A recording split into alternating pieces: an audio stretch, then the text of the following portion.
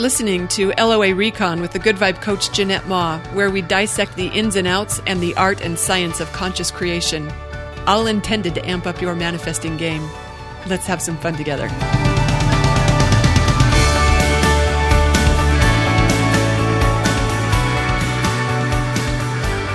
Thanks for tuning in for another episode. I was thinking we're overdue for a Q&A episode because I've got some questions piling up here in my inbox. And they're great questions. I know if one person's wondering about it, others are as well. So I like to answer these in a group format so that we can all benefit from them, myself included. These are good questions for me to consider as well. But this episode is brought to us by, I got inspired to record today after reading this lovely review from Zhavachka from USA, who writes, "It's about time I wrote a review. I've been enjoying the podcast for a couple years now. I learned about LOA somewhat from other sources, but Jeanette's approach has drawn me in more than any other. The tips are practical, and the way she explains them and gives examples really illuminates it and allows it to make sense for me." I'm delighted to hear that. I also do a lot of animal rescue. I have 9 cats in my home right now, including 4 kittens. You're such a rock star, Zhavachka. Yay! So I love that we have that in common. I love that we have that in common too. Thank you for the review and the inspiration to record a new episode. So let's get to our questions. I'm laughing because I like these. They were really fun to play with. Here's one. We'll start with someone who is dating. The question reads, "Hi." I'll sum it up. I'll leave out the details, but I just pulled out the essence of the question. I'm dating a man, and the scary part is I really like this guy, really is capitalized.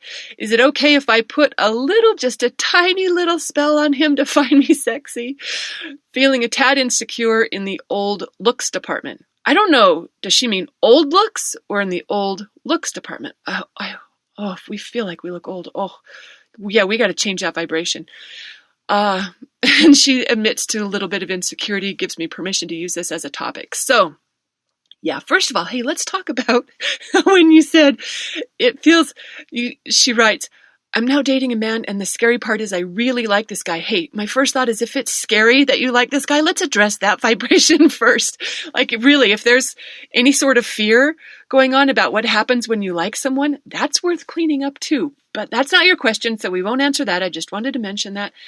But I just want to say that I like that you're considering whether it's okay or not to cast a little spell on someone to find you sexy.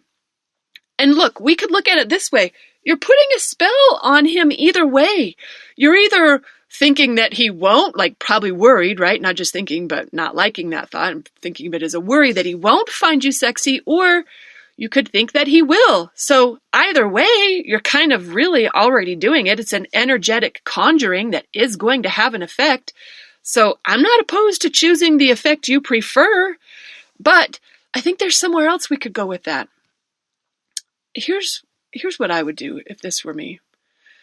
I would intend that, okay, I'm just thinking what I'm about to say, I'm all high-minded here, but the truth is, I probably would throw some energy down on how, he finds me incredibly attractive. I probably would. All right, I'll admit I have done it before, but that has backfired on me, so you might think that's a good thing, but it is possible to overdo it. I'm just going to say caution is warranted. Not saying I'm above it. I have done it before. I don't really think of it as a bad thing, but I think there's a better way for us to go with it. What I would do, if I were on my best game, I would practice seeing myself as sexy. I don't really care what anyone else thinks. I'm going to practice my own perception of myself because, look, the world is just going to reflect what I feel about myself. So why don't I cast a spell on my own self? And we don't need a spell. All we're doing is eliminating whatever ridiculous thoughts that get in the way of seeing ourselves as the amazing, gorgeous, beautiful creatures we are. And that applies to anyone who is listening to this. We all are, without exception. Boy, I'm a little fired up, aren't I? I know this. When I get dialed in on that vibration, seeing myself the way I want others to see me, I'm a much better match to those who will also see me that way. So if it's him, yay! And if it's someone else, also yay! Because I also don't really want to go through this whole relationship with me having to continually refresh that sexy spell on him. Like, I don't want to have to remind him energetically, regularly, how sexy I am. He should already know that. And he will know that when I know that, right? So get that in place for your own self. I think really at the heart of this question, though, is whether it's ethical to intend something about others. And I'll just go back to what I said before. The fact is, we're already doing it all the time. We're already imagining what other people are thinking about us. We are projecting those thoughts on them. So I'm not opposed to projecting good things. But if it starts to feel like you're manipulating, then that's probably not good vibrations. You probably won't have good results if you don't feel good about it. And we do that in all sorts of ways. Like when we intend that this person we're interviewing with, that the hiring manager, they fall in love with us professionally, and they absolutely have to have us for this job. Plenty of people do that. And I'm not thinking that's probably using our highest power, because I'd rather let divine intelligence orchestrate these things rather than me thinking I know what's best. Because, I mean, sure, maybe I manifest a job offer, but what if this isn't the best match for me for reasons that I can't even see? Like, how do I know that a month from now, maybe a disgruntled employee is going to blow the whistle on their bad practices and the whole company is put in jeopardy as a result? I don't know, I'm making this up. But here I am inserting myself into that situation when maybe universe knows a better place for me to be. Maybe. Or, look, this is one I do all the time. Like when I'm in traffic and there's a slow person in front of me and I will them to turn the other way. But what if they're in front of me to slow me up so I don't get a ticket when we pass that cop who's parked 2 miles down the road, right? Or what if I have neighbors who are acting terribly and I intend them to be quiet or to move, when what really would have worked better was that I just used that contrast to get myself into a better place. And that could be a better place, like physically, maybe I'm the one who should move, or maybe a better place vibrationally. Remember how I did that with my crackhead neighbor, one of my favorite manifesting stories of all time? I wasn't manifesting that he turned into a better neighbor. I was turning myself, because I realized I had started to match him in anger and battle and hatred, like some very negative things. The whole neighborhood was up in arms against this guy, and I was there too.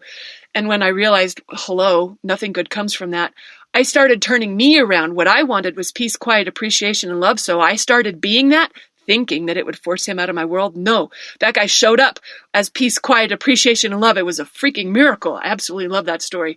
Anyway, sometimes, like, when we do this, even when we're going to the doctors, when we intend the test results are in our favor, when really, maybe what would have been better was for this to be a wake-up call for me to change something in my life that wasn't serving me. And now I've just paved right over that thing, and now my body or my higher self has to find some other way to get the message through. Maybe. I'm just saying, sometimes we get focused on details that don't really matter, or at least don't really serve us.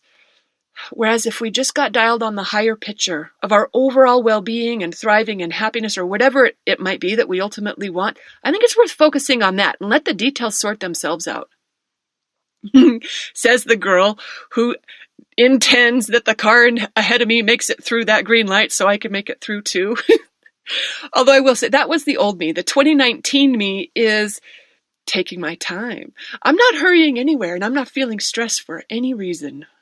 That's part intention, part affirmation, and partly unfolding as my real life reality. I got to say, it's a really nice improvement over my old way of not just how I used to commute, but also live. I'm slowing it all down, kicking it down a notch. I'm loving it. Okay, all right, let's do our next question. Oh, I like this one. Oh. I'm in my mind, I'm reading it, I'm thinking, yeah, who isn't in the mood for this? Okay, the summary of the question is, I'm in the mood for $100,000 windfall of cash. How do I make that happen? Okay, so the question, how to manifest 100 grand? The answer to how do you manifest everything, it's to feel it in. It's to feel it here.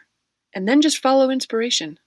You might not need to take any action in order to allow it, but if there is anything that you can do that will help that happen, you will feel it as an inspiration, as something fun, something that feels good, something that brings more joy. That's what inspiration. It isn't that you're going to be brainstorming a lot of times we think about action that's going to be required. Don't be dialed on that. You got to really be open to what inner guidance calls for. And sometimes it's something like go to lunch. Remember my story when I was Pray Rain journaling for the very first time about how clients found me?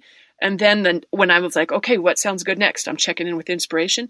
And inner being was like, go to lunch. And then I ate lunch and I was like, okay, what sounds good next? And it says, go back to work. And I was like, okay, I'm just following it. And it was in the elevator. Then I meet the guy who's looking for a 401k plan. It was so perfect. I couldn't have coordinated that my own self. That's the power that, whether you call it universe or matrix or your higher self, whatever, things work out that way when we work the system the way it was meant to be worked. Okay, so back to our 100 grand. You're going to feel it in. You're just going to feel that money in your life now, whatever amount you might want to be manifesting. And the question that some of you might be wondering, well, what do you mean feel it in? Do I have to feel it constantly? Do I just do it once and forget about it or what? Okay, I feel like I'm talking kind of fast because I love this stuff. I just love this stuff. I love that we get to talk again. So fun to be recording another episode. Thank you to people who leave me reviews because that's what inspires me to sit down and do this again. Okay, so how often to do it? I think that depends on how big a stretch it seems to you. Like if it seems really unlikely, you're going to want to practice it more than if it seems pretty easy. And the more you practice feeling it, the more acclimated you will become to having it. This is what our work is. So if it seems like $100,000 windfall is a crazy stretch to believe in, you're going to want to tune in for, we got a cool course coming up at Good Vibe University, Stretch Your Imagination, starting later this month. If you're listening to this episode after I've already recorded it, it's in the archives for members to listen to. So, but what I'm really more interested in exploring in this question is the why behind the desire for a $100,000 windfall. Because most of us aren't really interested in the money. I know you think you are, but you really aren't. What we want, and this isn't true for everyone, for some people really, truly are driven just to make the money or to see the money roll in. But for most of us, that's not the case. Most of what we want is what we think that money is going to do for us. Like, what do you want that money for? How do you think your life is going to be different for having it? That's what you really want, whether it's peace of mind or some upgrade in your lifestyle or to help a friend out. Whatever it is you really want, let's focus on that instead, right? It's more effective when we do that because we're focusing on the heart of the desire. So it's a more genuine activation. It's an easier activation when we're looking at what we really want. I work with a lot of clients who want to manifest money and find it hard to get excited about manifesting money. Guess why? Because we don't want the money. We want the money. We've just turned the money into a how. It's a how in disguise as a what. We think the money's required in order for us to have what we really want. But let's focus on what we really want and open the doors wider for universe to play with us. So, the reason it works better to focus on what we really want is that it opens up more paths for us to get there. Maybe money is going to help us get there, maybe not. But here's the cool thing. When we do that, also when we get there, we got what we really wanted. And you might think, look, I'll be very happy with the money too. You know what? You'd be surprised about that. Let me think of an example for you. So I do a lot of work in rescue. I know a lot of people who dream of having more money in order to help more animals. So, for example, if hypothetically I wanted a bunch of money so I could help a bunch of animals, what I really want is to help a bunch of animals.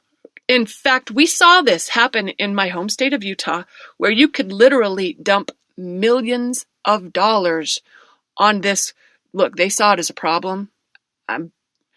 I see it differently.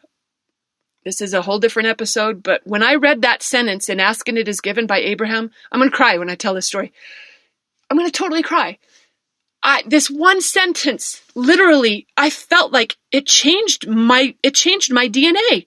I was a different person at the end of this sentence. The sentence was, "You are not here to fix a broken world." It was a life-changing thing. Like I instantly knew the truth of it. I didn't know it before at all. I really thought we had problems, a bunch of problems.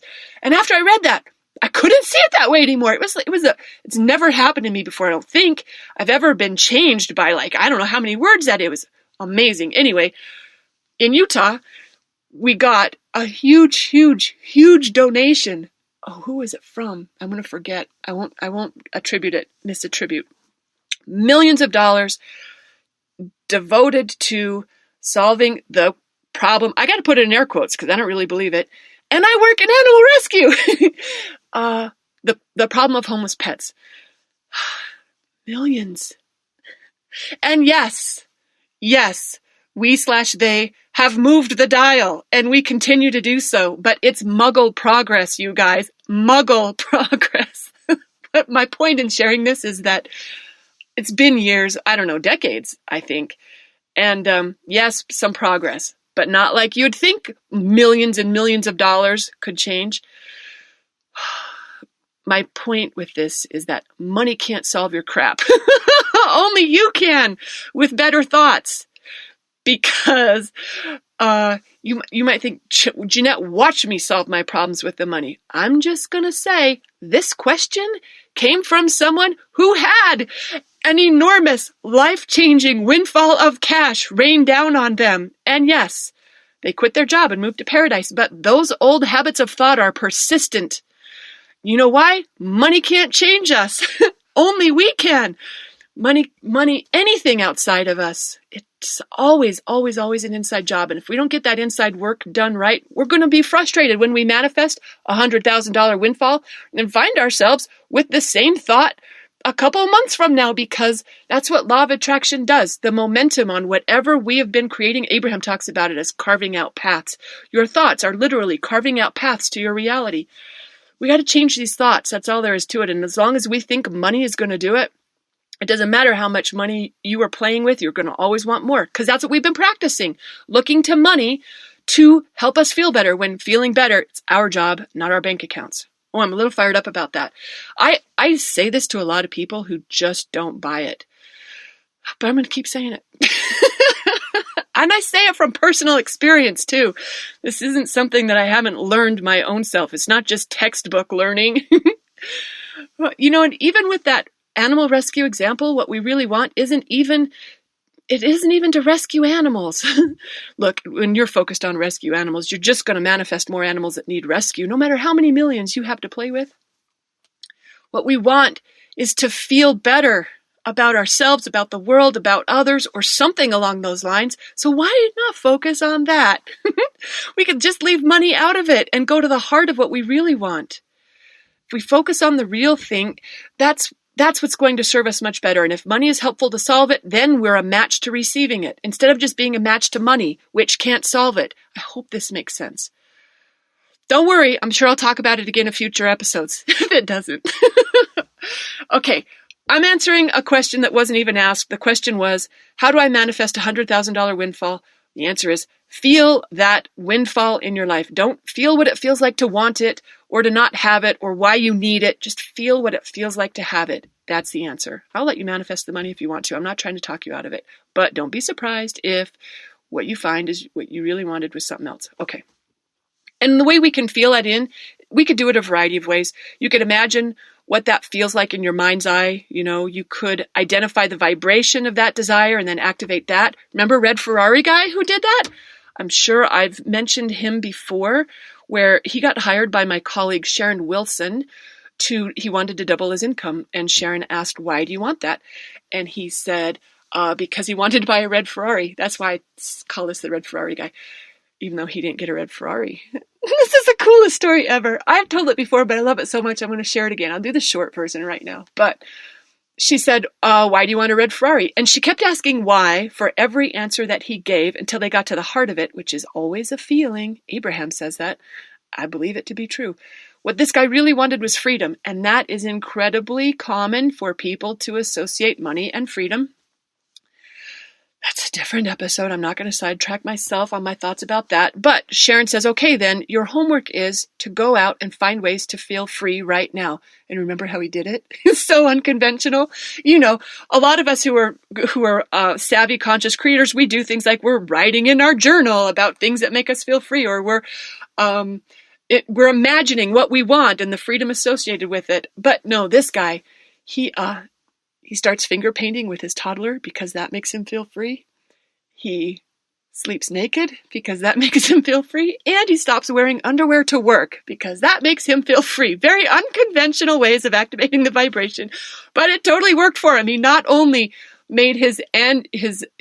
doubled his income, he made his annual income in 1 month, and he did it in a way just like with my first Pray Rain journal story, when I'm journaling about how prospects find me so excited they can't wait, when my reality had been the complete opposite. And then my inspiration is go to lunch, and then my inspiration is go back to work, and it puts me in the elevator at the perfect time with the guy who asks me what I do, and ta-da, there I am selling a 401k plan.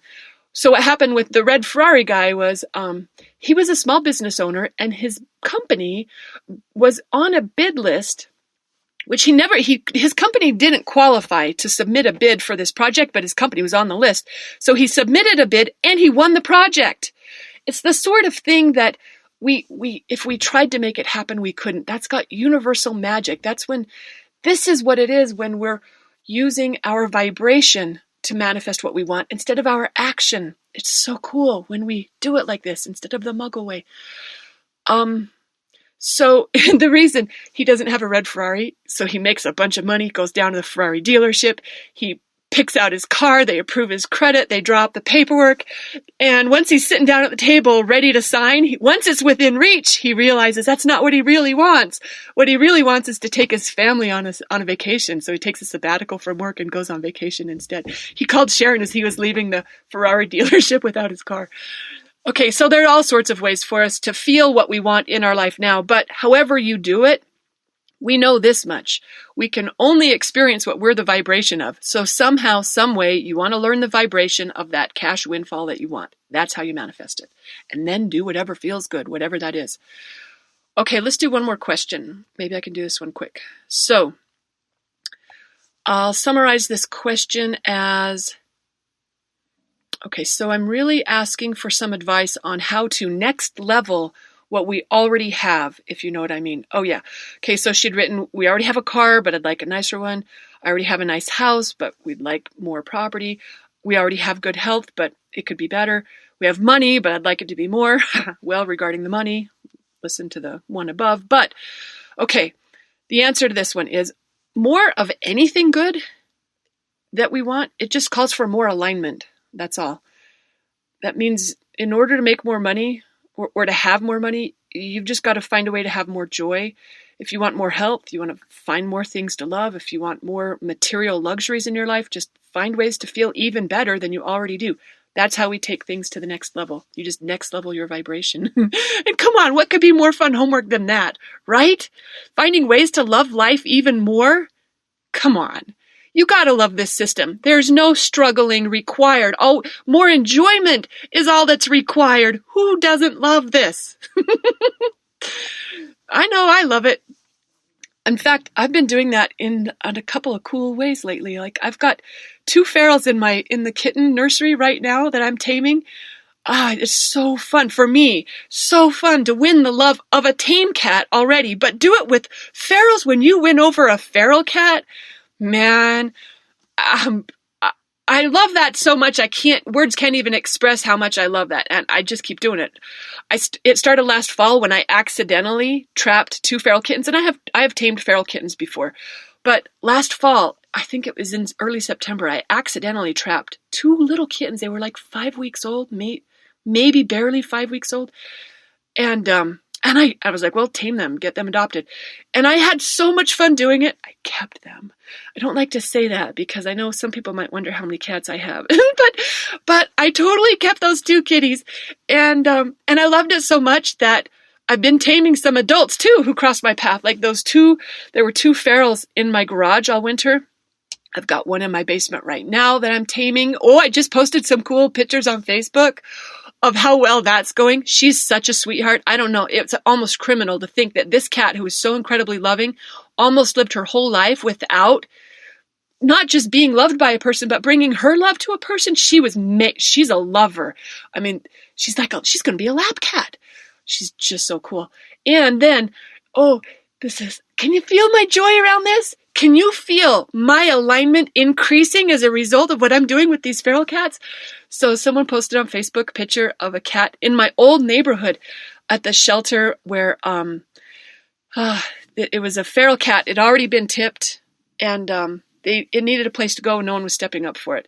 It came from an area, someone had been feeding cats, and this cat was already tipped, so they were doing TNR, that's trap, neuter, return, and just feeding them, so they aren't having more kittens, but they've got a stable population that they're caring for, and ownership changed, and they cleared out all the cats. So all these cats ended up at the shelter, and everyone got handled except for this one, and it's because this one was feral. And I saw the picture, and I was like, feral cat. It lit me up. Anyway, I said, look, if no one else is doing anything, I can. And they were like, oh, yes. So I went down the next day, and I picked up this feral cat, and if I tell that story, it's going to make me cry, so I'm not going to. But, okay, so just last night, people have been asking for updates on my Facebook page about how it's going with this kitty, and I was like, still hiding in the closet, still hissing. But last night, came out of the closet, walked by me as if it's a she. We thought it was a boy. It turns out it's a girl, I'm pretty sure.